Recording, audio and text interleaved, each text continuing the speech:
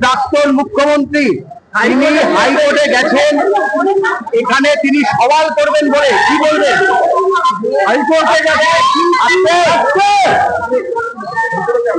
আমার অনেক কাজ জানেন, এইসব উত্তর দেওয়ার মতো আমার সময় নেই, এইসব প্রশ্নের উত্তর দেওয়ার সময় নেই। আর আমাকে এখন ভারতীয় জনতা পার্টির স্পিকার ক্যান্ডিডেট নোমিনেট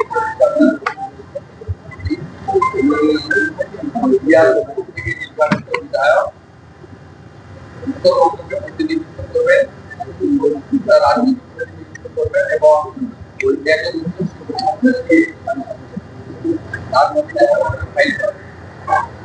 অনেক কাজ আছে। আর আমাদের উচ্চ মাধ্যমিকের রেজাল্ট দেখিয়ে সমস্ত সরকারের পক্ষ থেকে শুভেচ্ছা দিচ্ছি, তারা করে এগিয়ে যান। এবং আমি সংশ্লিষ্ট দপ্তরকে বলেছি যে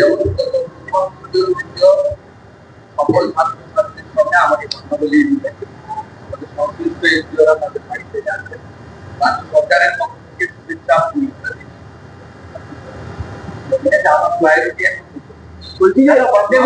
আগামী দিনের প্রজন্ম যারা তাদের সফলতা থেকে সেলিব্রেট করা, দেশ বিশেষ দেওয়া আর রক্তিম ঘোষ মহোদয়কে অন্য কথাগুলো আমার কানে ঢুকবে না, আমি এগুলি ভাবিত নই। আর আমি নবান্নতে যাবো, সব বিদ্যালয়ে বন্দে মাতরম সোমবার থেকে গিয়ে বিদ্যালয়